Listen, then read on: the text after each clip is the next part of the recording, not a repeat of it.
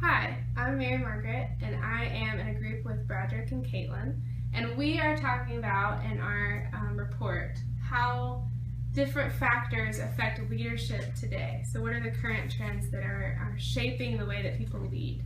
So, my focus will be on women in leadership. So, I'm going to talk about kind of the brief projection of women in leadership in history, a very quick, just a few things to point out, and then talking about how that has shaped leadership today and the way that people lead. So before I kind of get into that, I want to ask this question. When you're in a leadership position, something to always think about with diversity and marginalized communities is who's being left out and why. So if there is one population, one background leading a group, whether it's a panel or a group, interviewing someone, whatever it is, if you look around and everyone on your staff looks like you and thinks like you and acts like you, who's being left out and why? So that's kind of going to be the backdrop of what I'm talking about. So, women in leadership. We have this general history, at least in the United States, of men over here, women over here, separate ways to lead and very different ways to lead. But a couple of things in history have kind of merged them together a little bit. And again, this is very brief. I'm just going to give a few points. Two very separate views, but one thing that did change a lot of women rising as leaders was World War II. So we are in a human resources class right now, our cohort, and we are with Dr. Agee, and he was telling us that with World War II and women rising to leadership because all the men went off to work or off to fight in the war, these jobs had to be filled in order to keep the workforce moving. So if that hadn't happened at that point in history, we may still be decades behind with women in leadership. So that kind of set the tone for the whole world and merging this line a little closer to how we view men in leadership and the representation that's there. Another thing that has put more women in leadership is media.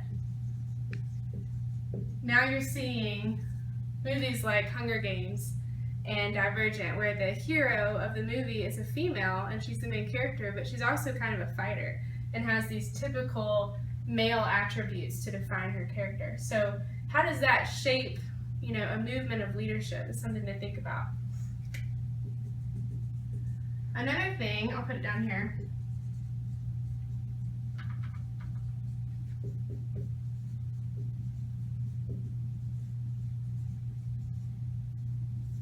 Okay, I don't know if you can read this, not the best writing.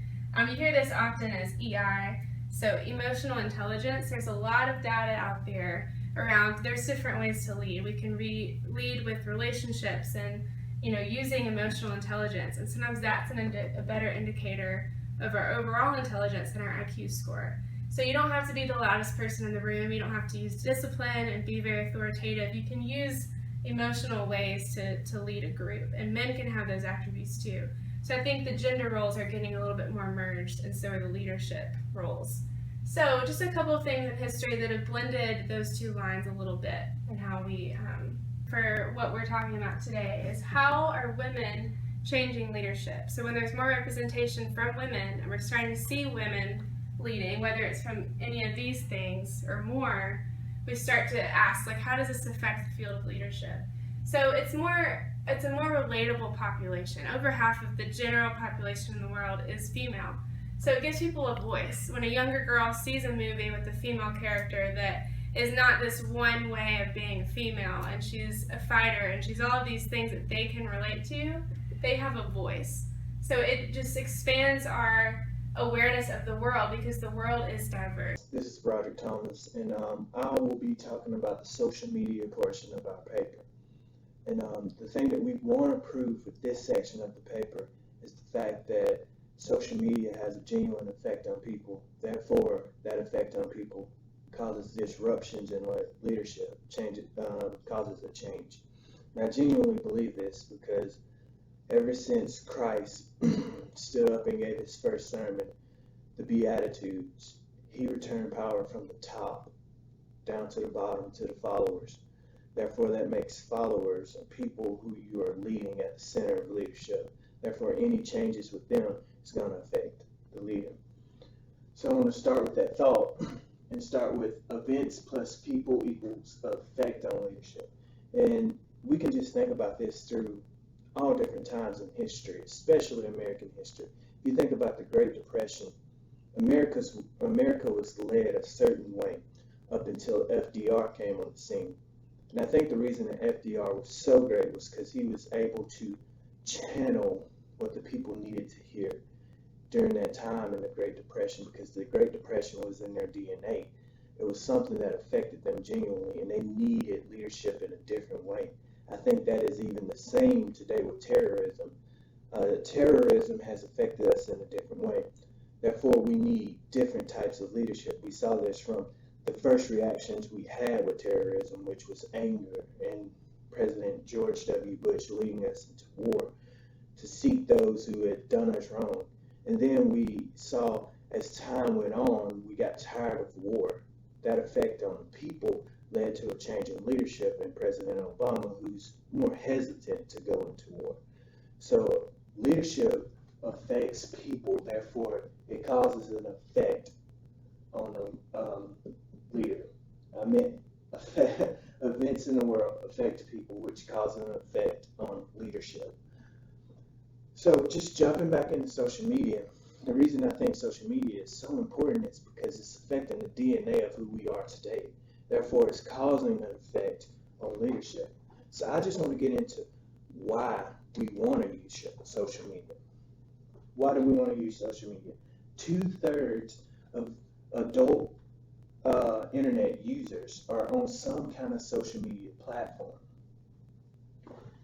And 2/3 of those adults or they say that the reason that they use social media is because of family. They want to be closer to their family. They want to be closer to friends. They want to be closer to those that are close to them, people that they've grown up with. Now, this is the real big issue with social media, is that social media can cause what they call a silo effect. And by what I mean with the silo effect is the fact that we become rigid in our beliefs. Facebook was meant to bring diversity. Twitter was meant to bring diversity. All these different ideas clashing in one place. But the thing that we found with social media is that social media has actually caused great division, because with the ability now to unfriend someone or unfollow someone because we don't agree with them, it's actually blocking us from that diversity that we should be experiencing and just helping us stay set in our ways. Now I'm going to talk about Dr. Dan Kahn. What Dr. Dan Kahn has done is, as a professor at Yale, he has worked with this research group who is studying the risk averseness of individuals, following their backgrounds, trying to figure out why they want to take risk or why they don't want to take risk. And he found some interesting research with climate change. He used climate change because climate change is something that is assumed to be able to be proved because of the science that comes along with it. So there's this thought process that if you can only show people who disagree with climate change the science of the whole issue, that they would eventually agree. But what Dr. Kahn found was that no matter how smart a person is, and no matter how they would be able to understand the science, even if they were scientists themselves, they found that their belief on climate change was generally affected by how they were raised from the beginning. So if someone grew up as a conservative individual, they may not agree with climate change, no matter how much the science say that they're right. Same thing for growing up as a liberal. If someone grew up as a very liberal individual, even if the science said that climate change wasn't right, then that person would have a hard time agreeing with that, because it's about how we were raised. So that proves that there could be a potential issue with social media, because we are surrounding ourselves with people who we've known all our lives, and we are limiting the knowledge that could possibly be coming into our lives from people who grew up in different situations. Therefore, we're growing up rigid, or people are becoming more rigid. And social media is reinforcing this rigidness that is occurring right now in our society. And I'd like to say that that is because of social media. Some people say that social media can be very effective through tribes. The way that tribes can help us is that it helps us relate with someone that we know, someone that is like us. And I think this is kind of what religion does. Being in a community of believers can help us get along and um, help us become closer and feel better about ourselves. But I think Christ called us also to step outside of those tribes. I remember him specifically saying, I'm not here for the righteous, I'm here for the sick. Um, so I think the tribe ideal is a great one, and it's good to be able to return to people that you know, but also we need to experience those things that are coming from the outside. And tribes have been affected, and social media has used tribes to be effective in the world. Let's think about Egypt. The Egyptian people were able to come to Cairo Square and overthrow their dictator, basically. But the thing that I would argue about the power that social media had in assembling this tribe of people who come and did something great is that they had no structure. They had ideas, but no structure. You had all these people that were in the same place that agreed with each other and were able to cause some effective change. But what did they do afterwards? Matter of fact, some would say that there still is a dictator in Egypt because they didn't have the ability, after they got what they want, to organize, to agree on one idea. And I think that's an effect of tribes, because when you are in a tribe with someone, you don't know them. That's not that face-to-face interaction like the civil rights movement. The civil rights movement, those people suffered together. Those people worked hard and had to work to establish those connections, but that connection isn't there like it is with social media. It's good that you're passionate about a hashtag, but when you see another person who is struggling with you throughout a long amount of time, rather than being collected by this interactive world, then there are connections that can't be broken. And I'd argue that the civil rights effect, not only did they cause change, but they established the change with the civil rights laws that were passed by President Lyndon Johnson. So that's why I think that with tribes and social media, there are ideas but no structure. Now I'm going to talk about Forbes. Forbes gives us more proof about how social media is affecting people, therefore it's affecting leadership. Because if you want to see how, in what direction the people are moving, usually you can follow major Fortune 500 companies who's always looking for that trend so they can get more talent or make their talent more effective. So what Forbes did was write an article about 5 things that social media is doing to leadership.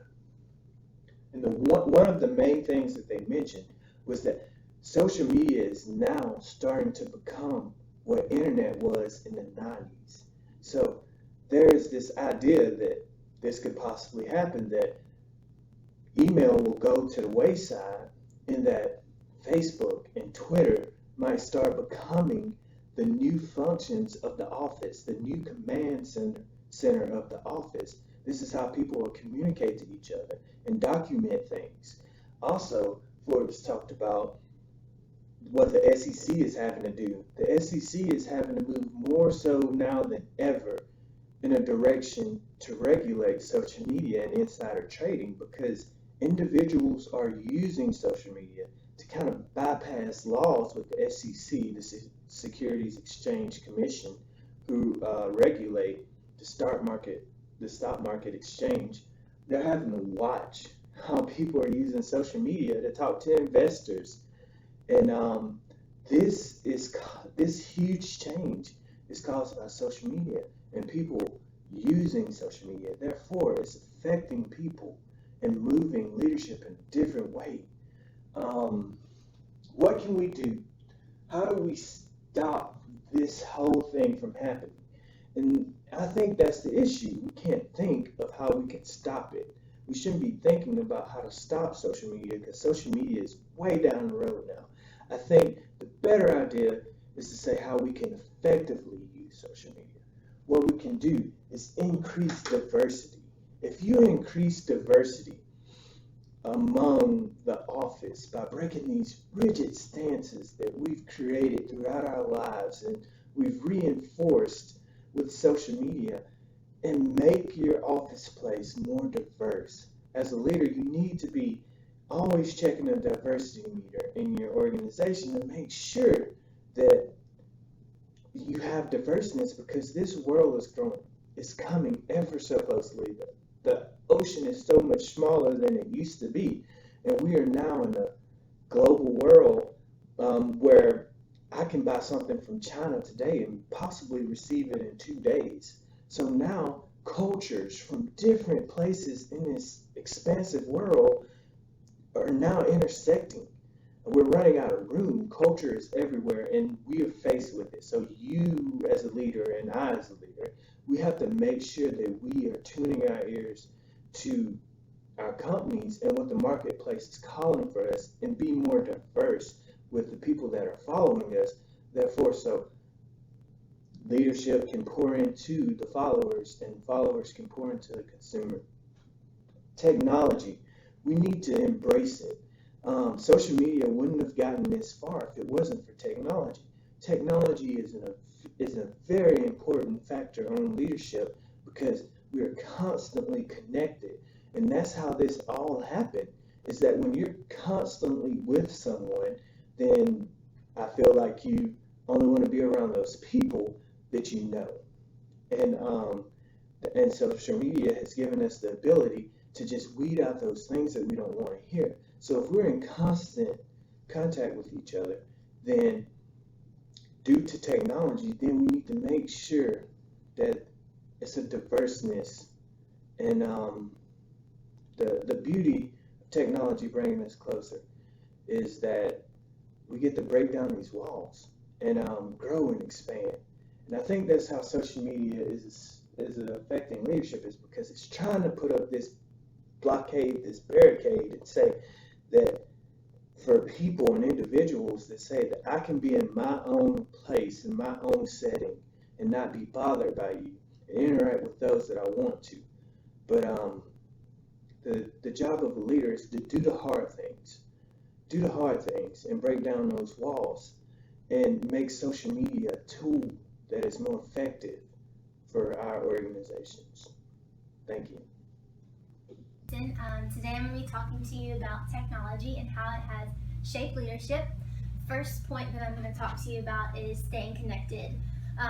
Today some of the leaders are using phones, they're using tablets, laptops, and now some of them are even using the Apple Watch to stay connected to their business and their employees. And then software has been developed so that these leaders can constantly be in communication with their employees. So some of those is Skype, which is video messaging, Google Hangouts, which is also the same. I think you can video on there, but messaging, WhatsApp, and WebEx. And then there's another one that's called Join Me, where you can have video conferencing. So the next point that I'm going to talk to you about is training. And leaders are using training technologies to invest in themselves as well as their employees. Technology has made training easier, quicker, and cheaper. And then some of the different types of training is broadcasted seminars, videos, and computer-led training courses. So this is really effective for leaders because they can send out a mass training to their employees, and the employees can take their training whenever they want, anytime on their schedule. So this has been really helpful. This has allowed leaders to not actually be completely involved with how their employees are learning. They just know that they are learning and that they're taking the training. Next point I'm going to talk to you about is big data. Because of big data, managers can measure and know radically more about their business and directly translate that knowledge into improved decision making for performance. And some of the ways that they're using this big data is for recruiting, cutting costs, and growth. And to give you an example of staying connected, the CEO of AirAsia actually flies in rival airplanes, and he usually takes coach, and he checks out the seats, and he checks out the restroom, and he takes pictures of all these different rival planes, and he sends it through WhatsApp. So he takes these pictures and sends it out to his people, and his people have direct access to it, and they can take, start working on their plan and how they're going to make their company better and their planes better. So that's really important, is these leaders are using these to stay connected to their employees. So the big why should we be using technology? Why should leaders be using technology? Is all in these points. Your employees want you to be connected to them. One example of that would be Richard Branson, who is the CEO of Virgin. He is very present on social media. So he's always sending out stuff on social media, but he has tons of followers, thousands of followers, but he's also following thousands of his followers. So it's just staying connected. Your employees want you to be involved. Training. Technology is growing, everything is growing, so you want to stay up to date. Leaders have access to go to other leaders' broadcasted seminars, so they're learning, your employees are learning. It's really important to keep your business going. And then the big data, you're getting access to hiring, those key people that have the knowledge you're looking for, the skills you're looking for, and the agility that you're looking for. You're cutting costs and you're growing your company. So all these really come together and make the why. So in conclusion, just to kind of wrap up our thoughts and think about leadership development and the trends that are shaping leadership today. We talked about women in leadership and diversity, technology, and social media. So if you think of it like a funnel, what do these things do to leadership? So if we have leaders down here, what does this mean for future leaders, for future generations of leaders? So the main thing that we want to think about are the people and how society is always changing and growing. But in order to lead the people, we have to study the people. We have to be learners of society and step back and kind of take notes on people. What are the trends today? So that's what we've tried to do, is just look at current trends in 2015 and in the past 10 or so years, just to give a glimpse on what's shaping leadership today.